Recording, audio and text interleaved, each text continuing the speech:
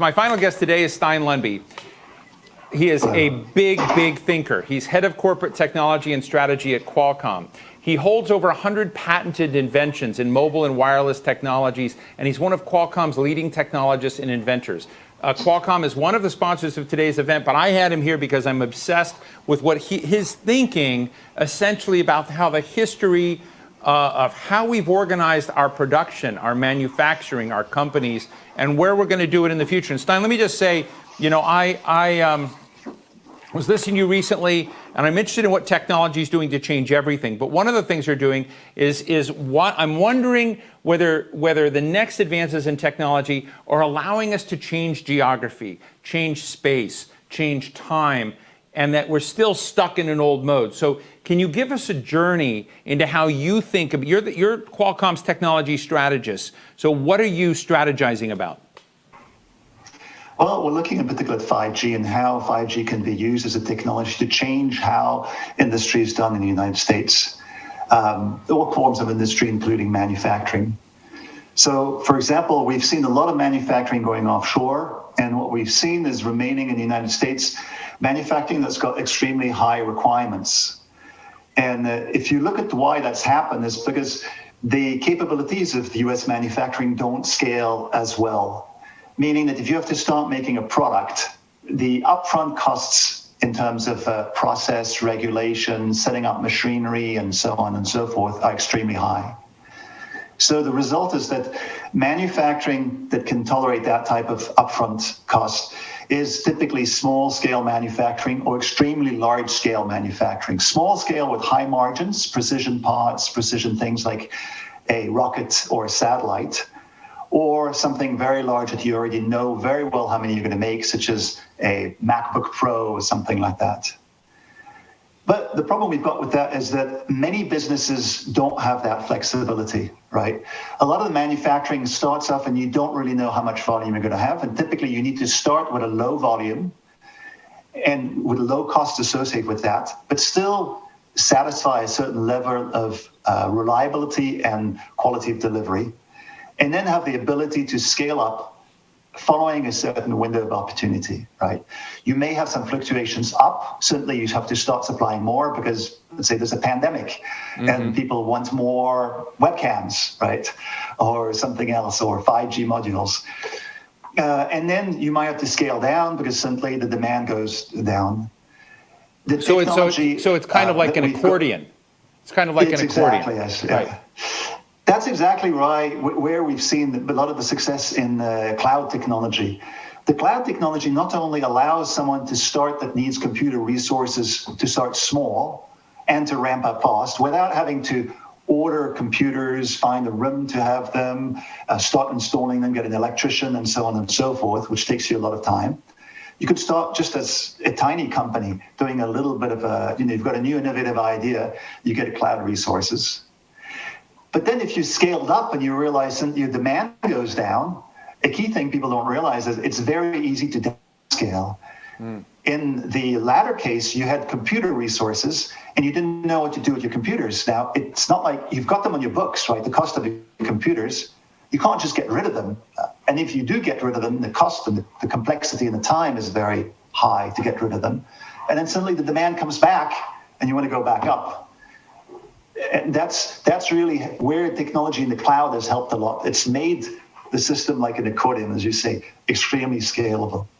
Well, I think one of the interesting questions, I'm going to take us off, what we're going to talk about just for a minute, but one of the interesting challenges for America, which I've been fascinated with during this health crisis, was the production and manufacturing of, PPE, personal protective equipment that would come in, right? So, and if you're honest about it, most PPE, masks, N95, with all due respect to 3M and the N95 masks, and a certain degree of, quality out there, but also gowns, all the other dimensions of that, and then many of the therapeutics that were online.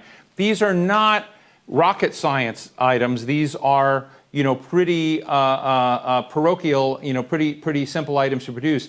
And what we saw in the aftermath of this is more and more companies, Siemens and others saying, the software, the technology is out there. of transforming all sorts of manufacturing production to get in there. And I'm just wondering, is this moment we're in going to help us achieve, both from a corporate perspective, but an intellectual, a realization perspective, what you're saying, that we can scale up, scale down, and transform much more easily than we have in the past? Exactly. A friend of mine is making a smart coffee mug, right, which Bluetooth connected, and it automatically holds the temperature of your coffee, right? Trying to get it manufactured in the United States is very difficult because you start off and you don't know how many you're going to be able to manufacture. Wait. It's a smart coffee mug? Smart coffee mug? I just want to underscore that we're, smart coffee mug. Okay, go ahead. I'm just showing you something very simple from a technological perspective, right? Yeah. However, going to China is much easier because the process is you essentially just show the coffee mug, you show the various parts, they figure out how to do it. They essentially, a bunch of factory managers get around it. They have their discussion, the huddle, and 15 minutes later, they're manufacturing it. It's set up. Now imagine the same thing in the United States. Even if you had the manufacturing capability, it's a first meeting, it's a discussion, it's a planning, it's a CAD drawings, it's going back. Maybe there's some regulation involved you have to go through. The process is extremely complex. Now, the second thing is also the supply chain. So we've talked about the manufacturing and the scaling, right? The second thing is the supply chain. So another friend of mine has got right now actually an idea for a new battery that will potentially revolutionize electric vehicles because of the new technology. He's a professor at the UCSD just close by. His problem is that he would like to start it in the United States, but he's unable to because the manufacturing capability to do it in a small volume doesn't exist. The only places he could go to would be competing against them. There are only 2 centers in the United States to do this left, right? And they would be competing against him. And he's got concerns, of course. The whole industry has got concerns that their know-how would be taken away. So that's another type of resource that's missing. And in particular, the availability of just-in-time supply, right?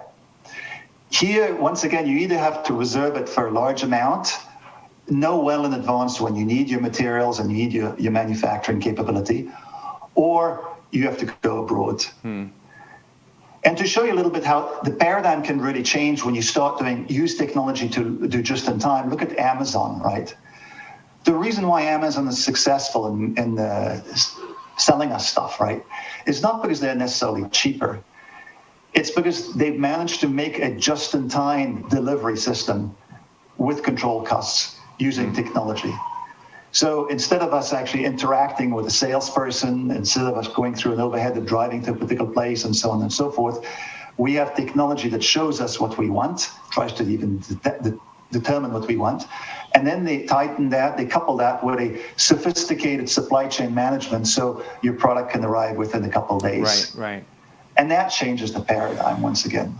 Well, Stein, we're sadly running out of time. I don't want to run out of time because I could talk about these all days. I feel like getting a glimpse of the future. But I know you've been working on open RAN, if I'm saying it right, open RAN systems. And I'm going to do my own description. This is kind of like a microgrid for communications. This is free and open, interoperable, software, which so you don't get in trouble with your bosses, that I know interacts with 5G, but I'm just wondering if it supplants 5G and supersedes 5G. In other words, as we're thinking about these large networks and infrastructures and the way data moves fast in an Internet of Things world, does Open RAN, which I would love you to describe, is that the future after?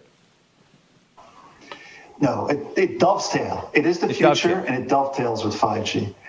If you think of 5G being a tool chest with all kinds of capabilities, from super high reliability, low latency, to mass number of devices, to very large bandwidths on short distances, or in large distances, to small nets, to mobile networks, meaning nomadic networks that move with you, to nationwide networks, that's essentially what 5G gives you. A huge breadth of capability. But that needs to be married with the implementation. So similar to what we talked about manufacturing, you need the capability and the flexibility. And What Open RAN goes after, it goes after changing the structure of the industry on the infrastructure side, meaning the cell phone towers and the boxes and so on and so forth. Today, they're designed for one purpose: nationwide delivery of service for smartphones with good reliability for those particular requirements. But if we're talking about the new use cases, right, that 5G brings, it's not going to be watching cats on YouTube faster or sending you 120 characters in your tweet more reliably. It's got to be for something beyond that. You have all this technology. And we ought to leverage this technology to. And that requires not only new forms of devices, which we can make, right, from phones to put it in cars integrated with self-driving cars and so on. That's not a problem. But we have a bottleneck on the infrastructure side. It requires new capabilities on the infrastructure, so the wired side, the antennas, and so on and so forth. More flexible deployment models. And Open RAN says we're going to break the model of a single vendor supplying one big system, and we're going to go just like when we went to the PC shift of the industry in the 80s. We're going to go to a model where you've got multiple vendors to supply a subcomponent, and you can combine the subcomponents in a variety of different ways to make a variety of different cellular networks for different use cases. Well, Stein Lundby, it's a huge paradigm shift. Yeah, this is a toe in the door. It's an absolutely fascinating conversation. I want you to promise you'll come back and do a program with me called What Stein Lundby Dreams About. I think that would be an interesting discussion. Thank you so much for joining us. I really appreciate the toe in the door on understanding the world you're thinking about, because I think it's really vital. I was in a small town in Eastern Shore of Maryland the other day that was really built around a mill on a river. We was around another town which is around a kind of energy source. I know you're looking at very transformative drivers about where productive assets go in the future, and I look forward to having a part 2 to this conversation down the road. Thank you.